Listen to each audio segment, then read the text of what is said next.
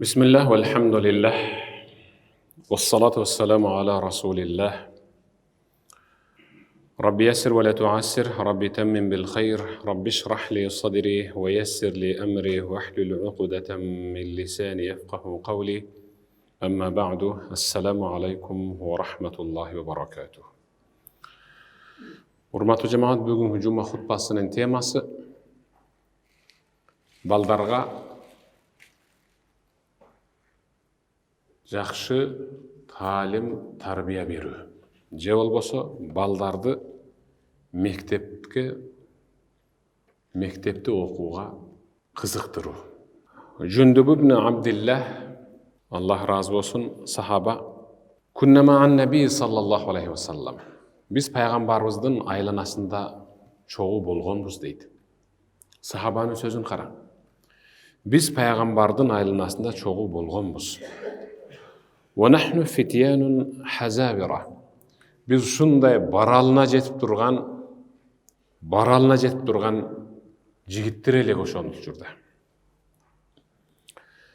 Биз пайгамбардын айланасында чогуу басып, чогуу отуруп, пайгамбар сүйлөгөндө тыңшап, пайгамбар менен бир табакка кол узатып, бир дасторкондон даам сызып жүргөндөгү алгачы алган таалимибиз ушул болду.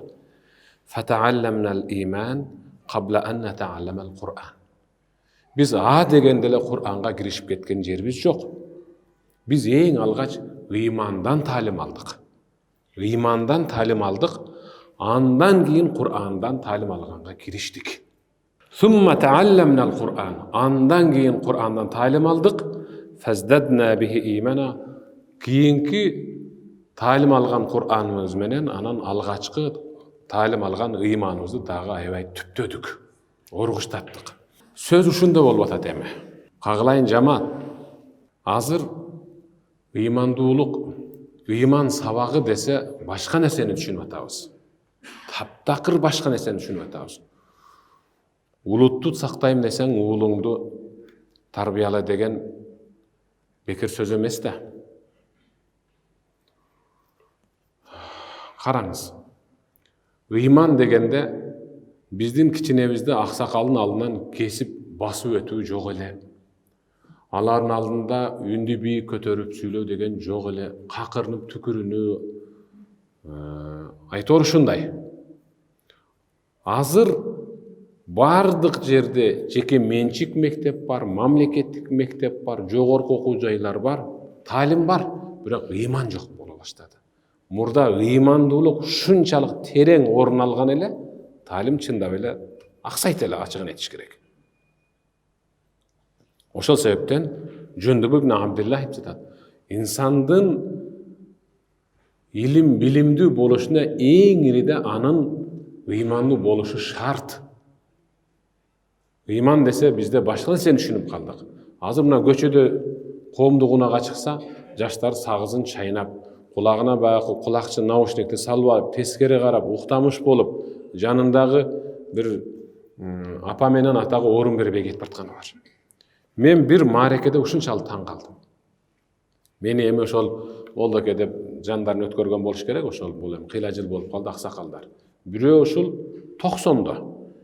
Экинчиси деле ушул жаш курагын билбейт элем да. Ошол аксакал 90-да мен билген. Бирөөсү оң жагымда, бирөөсү сол жагымда отурат. Мен ортодомун. Анан конок үйдө турабыз. Тияктан эшиктен эки сорпону эки чыныга көтөрүп кирип эле мындайынан бери бирди экөөнү. Анан жана мен оң жагымда аксакал кармап туруп, сол жагымда аксакалга берди.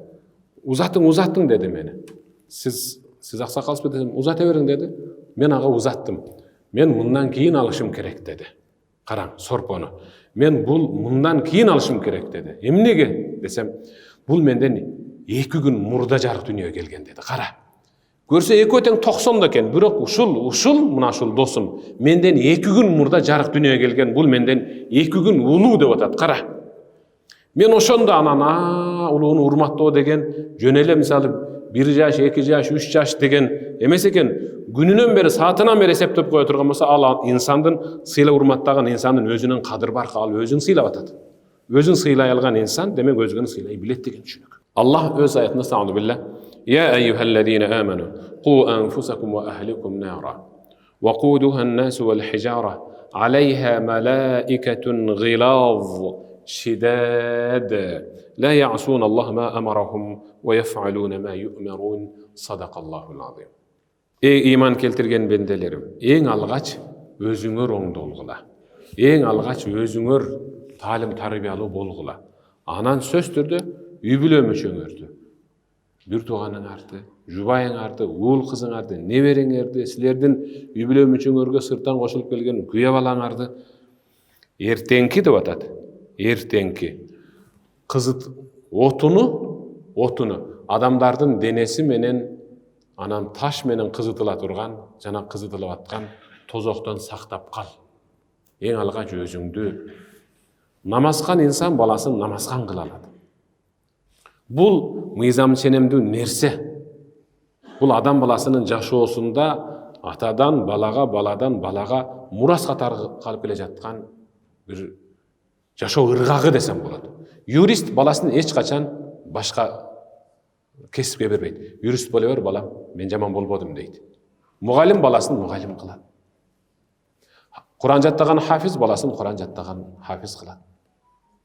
Демек, балаңызды оңдош үчүн сиз эң алгач өзүңүз оңолушуңуз керек. Өзүңүз оңолушуңуз керек. Мен канча кыздын колун сурап, мен өзүм жуучу болуп бардым. Менин ысымымды угушуп, жакшы экен, атың жакшы экен. Каердин кулунусуң? Ушул жерден. Ата-энең ким дейт? Мен атамды укканда эле бүт баары шагысынып эле. Мен 4-5 жерден кагуу жеп, үйнө албай жүрөм деп мага бир жигит айтты кайрылды. Анткени менин атам ошол мен эс тарткандан бери арактан баш көтөрүлбөгөн инсан эле.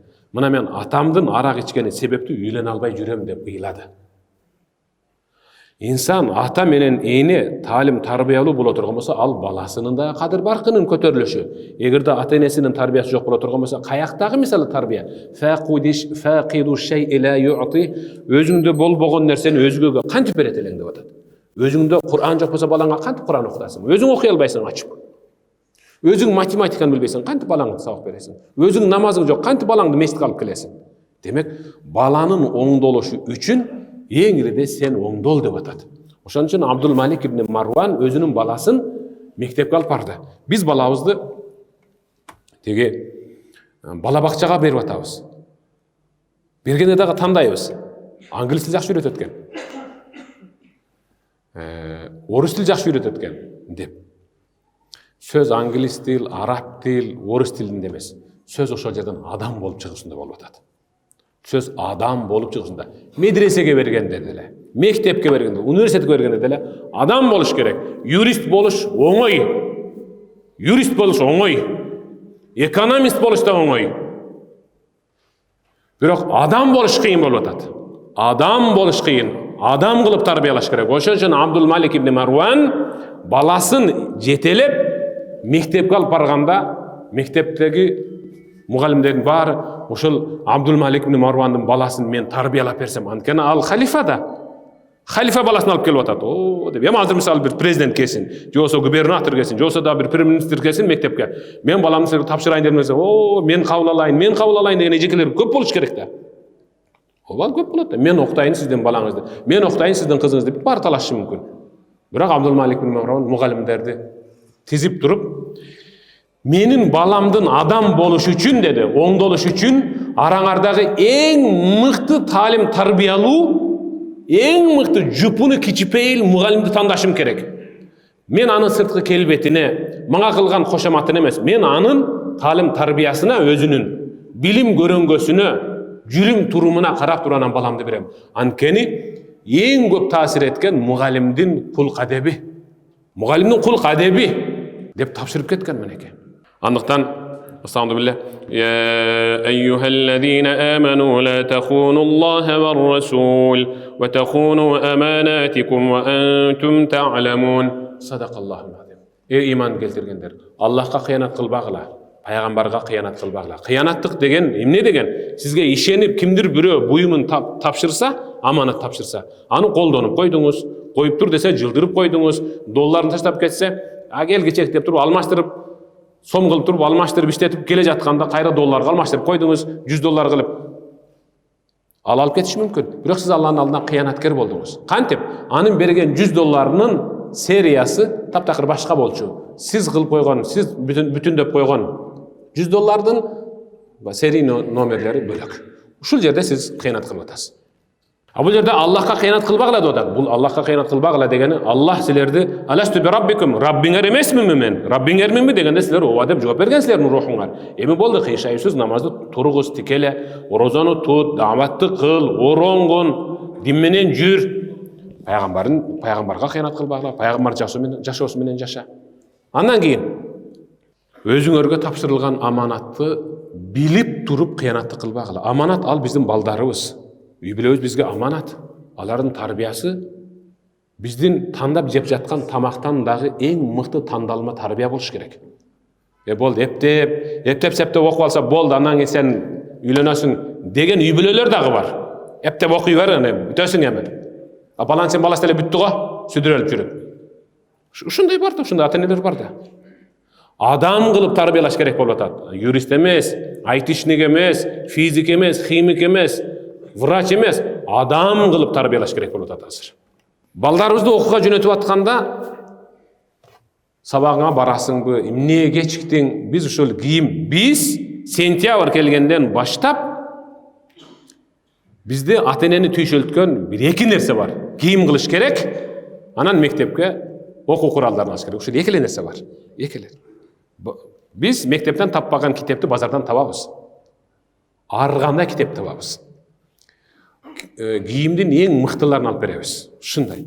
Бирок биз аны 3 ай каникул жакы эс алууда кызым, кагылайын, балам, шериктериңден мүнөз жагынан алдыга умтулуп кетчи, жүрүм турум жагынан барганда эжең ушундай ыраазы болуп кетсинчи, агайың ушундай ыраазы болуп кетсинчи, шериктериң тамшанып калсынчы деп адеп аклагын бир да жаңылаган жокпуз, көбөйткөн жокпуз, жаңы кийим алып берген сыяктуу. Ошол себептен пайгамбарыбыз "Мен салака тариqan yaltamisu fihi ilman sahhala Allahu lahu tariqan ila al-janna". Биз балабызды жөнөтүп атканда кагылайын уулум, кагылайын кызым, сен мектепке жөнөп атасың, сен медресеге, сен институтка, сен университетке, сен колледжге, сен техникумга жөнөп атасың. Сен академияга чыгып атасың, үйдөн чыгып атасың. Бир нерсени айтайынбы? Пайгамбар айткан.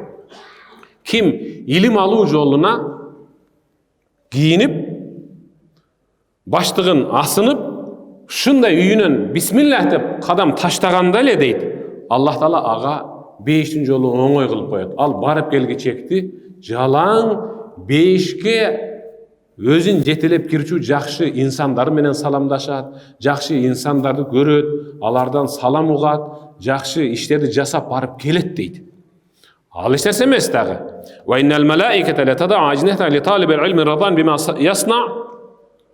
Алеми анын мейли кандай гана билим алууга болбосун, айтор устачылыкпы, темир ширетүүчүлүкпү, кандай гана билимге болбосун, адал эмгек үчүн кадам таштагандыгы себептүү урлук кылган жок, талап тоногон жок, зинага барган жок деп Алланын буйругу менен периштелер ыраазы болуп канаттарын жаман нерсени таштап албаса экен деп анын аяк кийиминин астына таманына канаттарын төшөй коет деп атат. Бул хадис.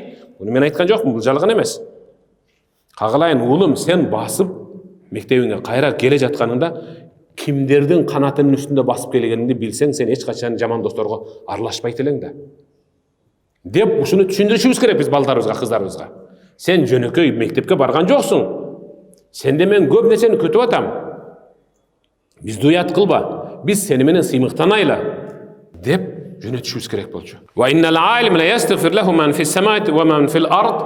Билесиңби, улуу устаттарды, агайларды, эжейлерди, профессор, доктор, билесиңби алар кандай инсандар? Керек болсо аларга асман менен жердеги периштелердин баары, канаттуулар дагы, сойлоочу, кемирүүчүлөр, сүзүүчүлөр, хаттал хайтан филма, суунун ичиндеги майда чабактар да, чоңу киттер дагы, чымын чиркейлер да бүт баары Аллахым адамдарга жакшы нерседен таалим берүүчүлөрдүн күнөөсүн кечир деп ушулардын бүт баары дуа кылып турат. Сен ошондой жаратылыштын батасына алқыған ең мықты профессор болчу кагылайын деп тарбиялашыбыз керек болчу. Эптеп септеп бүтүп алсаң, анан Москвага кетиребиз, ушул жактан сен не кыласың, чыгып табасың дейбиз да биз. Ушул Хазрат Али айткан: "Ла туаддибу ауладакум би ахлaqikum." Балдарыңарды силердин өзүңөр жашап жаткан доордун мүнөзүнө дал келтирип тарбиялабагыла, анда кечигип калдыңар. Силер уул кызыңарды, небереңерди өзүңөр жашап жаткан доордон 10, 20, 30, 40, 50 жыл алдыңкы илим менен, алдыңкы көз караш менен тарбиялагыла. Бүгүнкү көз караш менен тарбияласаңар, анда демек силер кечиктиңер деп атат. Лимада ятааххарул муслимун? Мусулмандар эмне кечигет? Анткени мусулмандар бүгүн бармын, эртең жокмун деп кыска ойлонгондугу менен кечигип калат. Аркамды узун ташташ керек. Мейли Аллах Таала өмүр берсе, демек бул билим кереги тийип калса, мен элге, жерге, динге кызмат кылайын деп аркамды узун ташташ керек болчу. Андыктан пайгамбарыбыз Мухаммад саллаллаху алейхи ва саллам: "Куллу маулудин юлада алал фитра." Жарык дүнүйөгө келген ар бир ымыркай исламдын ак жолунда, фитратта, исламдын ак ыйман жолунда төрөлөт деп атат. Ал мусулмандын дагы, ал кафирдин дагы, ал православ христиан, еврейдин дагы наристеси болсо деле дейт пайгамбарыбыз. Наристеде күнөө жок. Жарык дүнүйөгө келген ымыркай, демек ал фитратта төрөлөт. Исламда, ыйманда төрөлөт. Емизет, каша берет, тойгозот, анан кол шилтеп калат, анан бир нерсени мында колуң жасаң, колуңду ээрчип тиктейт, анан сөмөйүндүгү берсең мыжыгып кармап калат, анан кичине кытыгыласаң күлөт, кат десең чочуйт. Демек бул улам баланын өсүп атканынан кабар берип атат. Андан кийин эле отуруп калат, анан өрмөлөйт, анан тамтуң басат, каз басат, андан кийин дагы ушинтип тездеп басып отуруп, анан тили чыгат. Мурдагы буламыгы, кашасы калат, нан, эт, чай жана башка нерселерди. Азыр мына балдарыңар эмне кылып атат? Биз мусулмандар балдарыбызды кайридин кылып тарбияладык. Капа болбогула, биз балдарыбызды, неберелерибизди кайридин кылып тарбиялап атабыз. Чечелабагыла. Эмнеге? Анткени пайгамбарыбыз: "Фаабава юхаввидани ау юнассирани ау юмаджисани." Мусулман болуп турган ата-эне керек болсо өзүнүн баласын еврей кылып да тарбиялап кете алат деп атат. Православ христиан кылып да, буддист да кылып тарбиялап кете алат. Мына азыр небереңиз сиздин телефонуңузду алып туруп мультфильм көрбөсө, каша жейби, жебейби, ушуну айтыңыз. Жебейт. Ошону көрүп уктайт, ошону көрүп отурат, ошону көрүп алаксыйт. Ушинтип отуруп биз анын тарбиясын буздук. Да. Эгерде анын колундагы телефондо Кур'ан болгондо, ата-эне жөнүндө бир жакшы ыйлай турган кыска тасмалар болгондо, анда башкача тарбияла. Азыр сизден көрө ошол мультфильмдин ичиндеги каармандарды жакшы тааныйт, аны жакшы көрөт, аны түш көрөт, ошо менен чогуу чай ичет, ошо менен унуктайт, ошо менен ойгонот. Же жалганбы? Ал-Фудайл ибн Айяз мындай дейт. Ал-Фудайл ибн Айяз табиин. Аллахумма инни ажасту ан услих валади фааслиху анта я Рабби. Аллахым, мен ушу баламды тарбиялоого алым жетпей калды. Аллахым, ушу баламды адеп ахлактуу, талим тарбиялуу, жупуну кичпей кылып тарбиялоого алым жетпей атат. Аллахым, сен өзүң тарбияла. Аллахым, сен өзүң жүрөгүн ачкын. Аллахым, сен өзүң тарбиялап берчи деп 5 убакыт намазында, анан тахажжудда саждасында дуа кылат эле дейт. Мен дуа кылат элем дейт.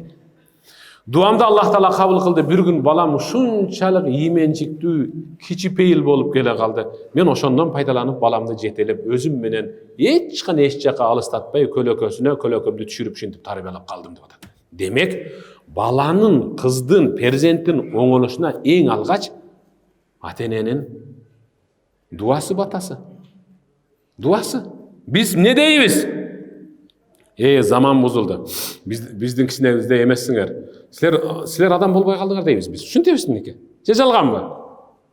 Сен адам болбой калдың Сен мектепти окубай койсоң, сен адам болбойсуң деп жүрүп, аны адамдык касиеттен чыгарабыз. Ал адам болбогондон ким болуш керек? Ал бузгунчу болуш керек, бузуку болуш керек, айван болуш керек, айван жасабаган нерселерди жасаш керек. Анткени ата менен эне өзү ушинтип каргыштап алды.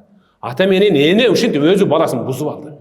Мен жана сөзүмдүн башында иманды кылып тарбиялайлы, иманга көңүл буралы деп кичине сөз козгоп өттүм.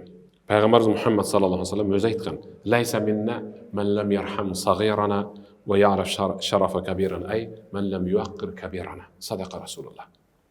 Кичинелерибизге мээрим төгүп, башынан сылап, аркасын таптап, аларга агалык, аталык, чоңаталык, чоңенелик, таянелик мамиле, мээрим төг албаса. Улам юаккир кабирана, улууларыбызды, кадырлуу барктууларыбызды сыйлай албаса, демек ал биздин катардан эмес деди пайгамбарыбыз. Демек ал мусулман үммөтүнөн эмес. Ал демек башка коомда. Өзү каадада, наркта, өзү салтта, үрп адатта өзү кичүүнү ызааттап, улууну кадырлаган ал биздин каныбызда бар. Бирок ошол биздин кан да бузулду да, азыр кан бузулду. Азыр кичине да сыйланбай калды, улуу да кадырланбай калды, баркталбай калды. Эмнеге? Ар бир адам өзүнүн ордун жоготту. Мисалы, шахмат ойногондор, шахмат ойногондор ар бир фигуранын өзүнүн аты менен, анан өзүнүн бурчу менен жүрөт. Ошол мисалы атты, же болбосо ферза дейсиздер, ошону башка жака коюп кое турган болсак, ал өзүнүн ордун жоготту. Демек ал өзүнүн күчүн жоготту да. Демек ал жерде ошол жей турган, унута турган, унуталбай турган деңгээлде болду. Анын күчү жоголду.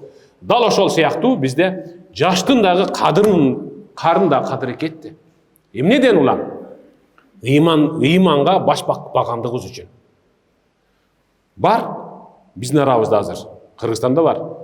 1 университетти, 2, 3 университетти бүтүрүп, бул жердеги эмес, Европадагы, Гарвардты бүтүргөндөр бар. Бирок адам болуш кыйын болуп атат бизде. Адам болуш. Кайсыл окуу жайды тандасак дагы, балам, адам болсоң болду деп ушинтип айталы. Адам болуп кагалайын дейли. Тарбия ошонун ичинде турат. Улууну урматтаса кандай болуп калат экен?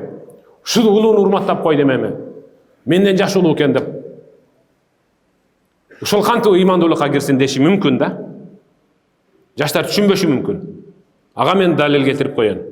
Пайгамбарыбыз Мухаммад саллаллаху алейхи ва саллам Абу Муса ал-Аш'ари риваят кылып атат. Пайгамбарыбыз мындай деди: "Инна мин ижлалилlah ikramу зиш-шайбатил муслим." Садака Расулуллах. Мынеке кара. Мындан өтө турган эми таамай сөз жок болуш керек. Картайган мусулман аксакалды, карыяны, чоңене апаларды же өзүнүн кичине эле жаш улууну урматтап коюунун өзү Аллахты сыйлаган менен бирдей соопко батат деп атат. Хадис бул. Аллахты сыйлап урматтаган менен бирдей сооп аласыз, эгерде өзүңүздөн кичине эле бир жаш улуу бирөөнү сыйласаңыз. 2 класс менен 1 класстын айырмасы бар да, 3 класс менен 1 класстын айырмасы бар. Анткени анда окуу программасында да, жаш курагында да айырмасы бар. Кантип 3 класстын баласы менен 1 класстын баласы тең болуп калсын? Демек, биз мектептен баштап үйрөтүшүбүз керек. Кагылайын улум, тигилер былтыры 1 класс болчу, быйыл 2 класс болду. Алар сенден улуу, көрдүңбү? Анткени алар 1 жыл окуду. Илими дагы, сабагы дагы, сабаты да сенден жогору. Анан жашы дагы. Сен аларды ага деп сыйла. Бизде болсо эмне дейт? 6 жаш кыргыз атасынын арбайы, сен сирей бер. 6 жаш чоң улуу досум бар, 6 жаш кичине жаш ини досторум бар. Жок, достук башка, бирок сыйлоо таптакыр башка. Мейлі 6 жаш, сізден 20 жаш деле улуу досторуңуз бар, же кичи досторуңуз бар. Бирок ар бир адамдын өзүнүн ордуна коюп сыйлай билиш керек. Балдарга үйрөтөйлү, кыздарга. Өзүңдөн кичине эле жаш улууну сыйлап коюунун өзү Аллахты сыйлагандай соопко ээ болосуң. Аллахты сыйлагандай кагылайындар. Пайгамбарыбыз Мухаммад саллаллаху алейхи ва саллам: "Иннамал илм бит-тааллум." Илим алуу ал бир окуу жайга тапшырып коюп, анан жөн эле ортосунда барып келип каттап жүрө берүү менен эмес. Бит-тааллум, илим, таалим алуу менен. Бир эле ошол окуу жайдан эмес, ал окуу жайдан тышкары кошумча сабактарды алуу менен, кошумча сабактардан дагы сабак алып умтулуу менен инсанга илим жугат. Илим бир эле казынада эмес, илим миңдеген, миллиондогон казыналардан алса болот. Ал-хикмату, пайгамбарыбыз, ал-хикмату даллатул муъмин, айнама важадаха ахадаха. Садака Расулуллах. Илим деген, хикмат деген, данышмандык деген бул инсандын, муъмин инсандын жоготуп жиберген колундагы эң баалуу бермет саатыбы, же болбосо өтө баалуу бир буюмубу. Аны издегенде ушундай акактап суу ичпей, эчимге салам айтсаң, алыг албай, аңдабай издейсиң го мисалы буюмуңду. Илим деген дал ошондой болуш керек. Илим издөөдө инсан ошондой умтулуш керек. Өзөгү менен өктөп болсо дагы, өзөгү үзүлбөй издеш керек. Тапкан жерден дароо аны алганга аракет кылыш керек деп атат. Бир окуяга тапшырдыкпы, башка жактан да кошумча сабактар менен аны илимди кылуу оп-оңой. Акчасын төлөйсүз, керек болсо үйүңүзгө чейин келип сабак берип кетет ага эжейлер. Бирок адам кылчу инсанды табыңчы сиз. Мен сага 10 миң же 20 миң сом берем, же 100 миң сом берем, күнүгө келип мен баламды же кызымды адам кылып берчи. Деңчи ким айтат экен, мен адам кылып бере алам деп. Математикадан үйрөтөм дейт, орус тилден үйрөтөм дейт, англис тилден үйрөтөм дейт, араб тилден үйрөтөм. Бул тил үйрөткүчтөр, бирок адам кылыш кыйын да. Адам болуш үчүн сиз өзүңүз адам болушуңуз керек болчу. Сиз адам болушуңуз керек болчу. Эмнеге? Анткени алма сабагынан алыс түшпөйт да. Алма сабагынан алыс түшпөйт. Хазрат Али тааллумул хилм каблал илм. Илим билимди үйрөнөрдөн мурда биринчи жупунулукту, кичипейилдүүлүктү, жумшак, назиктикти үйрөн. Илим корс адамга, орой адамга эч качан жукпайт. Орой адамдын алдында шериктери да турбайт. Орой адамга мугалим да чыдабайт. Жумшактыкты алсаң, илим өтө назик, илим жумшакка тезирээк жугат деп атат. Муну менен эмнени айтмакчымын? Мындай бир ул кыздарыбызды ыйбалуу, кичпейил, улуунун кадырын билеп урматтай турган, кичүүнүн ордун билеп сыйлай турган деңгээлде тарбиялашыбыз керек. Ошондо илим жугат. Ошондо илим жугат. Текеберге эч качан илим жуккан эмес, жукпайт дагы. Сиздерге бир мисал айтайын. Быйыл өзү жаанчыл болуп сел келди. Сел каерде алып кетти, каерде толтурду айтыңчы? Сел каерде алып кетти? Сел эч качан аңгекти алып кетпейт. Шуну бир билиң. Сел эч качан казылып турган аңгекти алып кетпейт эч качан. Сел ор коюп турган жерди алып кетет. Билесиздерби ушуну? Сел ор коюп турган текебер жерди сел тегиздеп коет. Сел ор коюп турган жерди алып кетет. Сел аңгекти толтуруп коет. Көрдүңүзбү? Ошо сел сиз үчүн жылт этип келе турган балаңызга же сиздин өзүңүзгө кокустан келип кала турган бир оомат сыяктуу. Бирок оомат текеберди сындырып, жупунуну ордун толтуруп, тиги жогору жакка теңеп кетет. Канча чукур жерлер тегизделип калдыбы селде? Кум толтуруп койбодубу? Ор коюп турган жарларыбыз жок, алып кетти аны. Биз ушундай мусулман эли, биз ушундай инсанбыз. Биз ушундай сабаттуу эл элек. Биз өзүбүздүн ордубузду жоготтук. Бүгүн мен ушул минбарда айтпасам, эртең кеч болуп калат. Имам Шафиинин сөзү. Гарвард университетинин кире беришинде жазылып турат дейт. Мен Гарвард университетине барбадым, бирок дүйнөлүк алымдар бүт бара таналат. Имам Шафиинин бир эле сөзү Гарвард университетинде жазылып турат. Кире беришинде. Эмнеге алар намыстанбай ошону илип алышты ошол жерге? Анткени өздөрүнүн окуу жайынын кадыр-бартын көтөрүү, бренд. Өздөрүнүн окуу жайын бренд кылып ааламга таанытуу, анан ал жерге эң мыкты башка тыйларды, акылдууларды, андан кийин эң байларды тартыш үчүн жазган. Аламу дираса лахза ва тантахи лакин ихмалуха алам ястамир мин мадал хаят. Менеке таалимдин түйшүгү аз гана. Таалимде түйшүк тартат. Бирөө ооруйт, акчасы жок, окуйт, башына кирбейт, өтпөй калат, кулайт, зачеттон зачетко, пересдача аркы берки ушинтип кулайт, кыйналат. Окуу деген оңой эмес да. Таалимдин түйшүгү аз гана. Бирок бат эле жоголот ал түйшүк. Эгерде ошол түйшүккө чыдабастык кылып эле отуруп алса, жалакайлык кылып, жалкоолук болуп кала турган болсо, анда өмүр бою онтой турган ооруга жолугат. Ал эмне оору? Ал сабатсыздык. Кошуп, көбөйтүп, бөлүү үчүн азыр бизге мына баш керек эмес. Анткени биз ошол Бакы көбөйтүү, бөлүү, умноженияны, таблицаны жатта дегенде жаттабай койгондор бар. Азыр алар үчүн өмүр бою эмне керек жанына? Калькулятор керек. Калькулятор жокпу? Айтат бирок, мынаны чыгарып берчи дейт. Мынаны чыгарып берчи дейт. Мына өмүр бою дартуш эле эмеспи? Чыгарчы десеңиз болду. Мен кетип бардым, шашылып кетип бардым. Канча берем сага десе, бере бериңчи дейт да. Жок, мен бере бербейм. Канча берем сага өзү? Көбөйтүп, бөлүп, кошуп койсоң канча болот? Чыгара албайт. Анткени ал учурунда жаттабай койгон. Бүгүн мынеки экинчи баш, чөнтөгүнө салма 4 буштук баш бар. Калькулятор деген. Ошону көтөрүп берет. من لم يذوق مر التعلم ساعة تجرع ذل الجهل طول حياته. Talimdegi tүйшүккө 1 saat чыдабаган, ал эми өмүр бою надандыктын ачуу дамын уртап өтөт. Надандыктын, сабатсыздыктын ачуу дамын уртап өтөт. Мына ушул сөз Гарвард университетинде англис тилинде жазылып турат. Биз муну балабыздын күндөлүгүнүн башына кыргыз тил, орус тил, математика жана башка китептерлердин башына жазып коюшубуз керек. Жата турган керебетинин башына, ошону сабак кылып аткан үстөлүнүн башына ошону жазып коюшубуз чоң кылып. Мен сенден көп нерсени күтөм балам. Биздин үй бүлө сени менен сыймыктанат. Деп улам дем берип турсак, ал окуйт. Анан биз адам болбойсуң эле дей турган болсок, демек анда мен канча окусам да адам болбойм, мен атам айткан, мен адам болбойм. Эптеп ушул аттестатты алам, анан кетем деп окуп жүргөн балдар, кыздар бар. Дал ошондой мектептеги агай эжейлер дагы. Мен сенден өтө көп нерсени күтөм, өтө чоң нерсени күтөм. Сенде ушундай бир жакшы мүнөз бар, сен алып кете аласың десе, ал алып кетет ошол окуучу. Абдуллах ибн Иса мындай дейт: لا تزال هذه الأمة بخير ما تعلم ولدانها القرآن.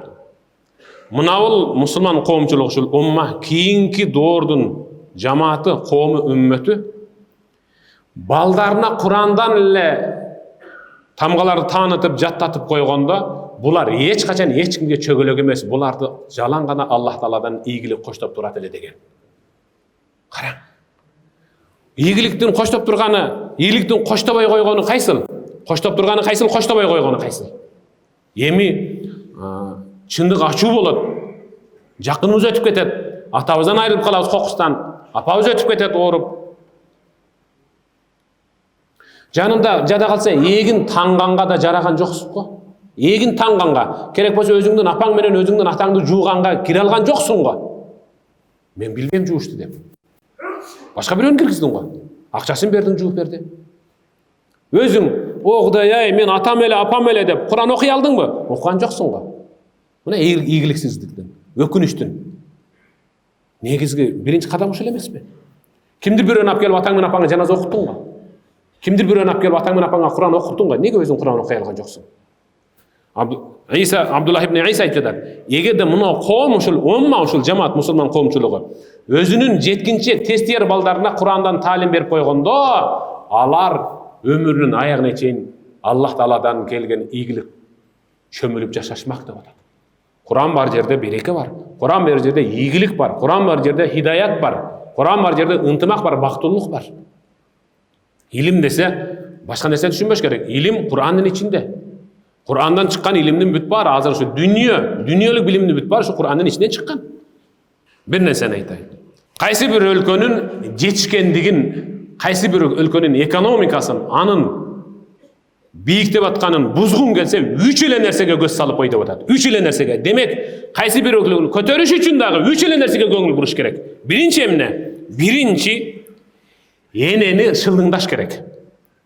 Өлкөнү ыдыратыш үчүн энени шылдыңдаш керек. Кантип аял затын шылдыңдаш керек? Сен туа бересиңби? Төрөй бересиңби? Келбетиңе карабайсыңбы? Пландап төрөбөйсүңбү? Элгерки апалар эми төрөй берген, эми азыр доор башка. Апаң 16-ны төрөп, жакшынакай эле жашады го сенин кашында. 80 сомго чыкпады беле? Сен ошо 16-чысың да сен. Биринчи аялды шылдыңда, өлкөнү ыдыратыш үчүн, бузуш үчүн. Эмне деп? Келбетиң гана. Сен эч ким карабайт. Мына, сен эч ким карабайт дегенде, демек мен өзүмдүн күйөөмдөн дагы башка эркектерге керек экенмин дейт ал. Ал бузулуунун башаты. Sen enесиң, sen өзүңдүн балдарыңа күйөөңө керексиң дегендин ордуна сен төрөбө деди. Ушул аялды шылдыңдоо менен сен үйдөн отура бересиңби? Сен көчөгө чыгышың керек, иштешиң керек, ойношуң керек, шапар тебишиң керек деп аялды буз, өлкөнүн биринчи кирпичи урандыга учурады деп атат. Экинчи кайсыл? Таалим тарабын алсыратыш керек. Таалим тарабын алсыратыш үчүн кантыш керек десе, биринчи мугалимди шылдыңдаш керек. Устаздарды шылдыңдагыла, мугалимдерди, агайларды, эжейлерди, докторлорду бүт баары шылдыңдагыла, карикатура кыл. Ал сөзүн ал, бул сөзүн ал, кыркып аны шылдыңда, окуучулары анан WhatsApp'тан бири-бирине мынеке биздин агай, мынеке биздин эжей деп аны шылдыңдайт. Аны бир аймактан экинчи аймакка шылдыңдайт. Аны экинчи аймактан үчүнчү аймакка шылдыңдайт. Ошентип шылдыңдаган агайдын, доктор, профессор, агай эжейлердин айынан таалим басаңдайт. Демек, ал өлкөнүн экинчи кирпичи бузулат. Андан кийин кандай кылабыз десе, өлкөдөгү эң салмактуу, кадыр бартуу устаз инсандарды келекелеш керек, жамандаш керек, каралаш керек, көө жабыш керек, жала жабыш керек, ишаш керек ага. Анан, биз ишенип жүргөн адам ушундай болсо деп, азыр маалымат айдыңында өтө тез кетет. Ушул жерден туруп азыр океандын нар жагындагы адам менен сүйлөшө аласыз. Сүрөтүңүздү көрсөтүп деле. Өзүңүздүн өлкөңүздө кадыр бартуу инсандын аты аракка, тамекиге коюлду, демек бул муундан намыс кетти деп түшүнө берет. Өзүңүздүн аймаңыздагы улуу инсандар, Куран жаатындагы, илим жаатындагы устаздар шылдыңданды, демек кийинки муундун бошошкон ошол. Демек ушул 3 инсанды, биринчи энени, экинчи мугалимди, үчүнчү үлгүлүү инсандарды шылдыңдоо менен бир өлкөнү коюш оңой эле деп атат. Бирок ушул 3 инсанга жакшы көңүл буруу менен, кадырлап барктоо менен, сыйлап урматтоо менен бир өлкөнү болуп көрбөгөндөй даңазалап тикелеп койсо болот. Биз азыр кандай өлкөдө жашап атабыз, эми өзүңүз чечиң. Раббатни имра ла тaqra ва ла тактуб, валакин алламатни ма лам тастати ал мадарис таалима. Мени сизди дагы баарыбызды өмүрүндө колуна калем алып жаза албаган, китап алып окуп же окута албаган апам тарбиялаган мени. Апам тарбиялаган. Бул арам, бул адал, бул кошунанын алмасынын шагы биздин бакка ийилип калып, муну жебе деп тарбиялаган. Бирок бир да мектеп көргөн эмес. Бирок ошентип апам берген тарбияны анча-мынча мектеп, вуздар али бере элек.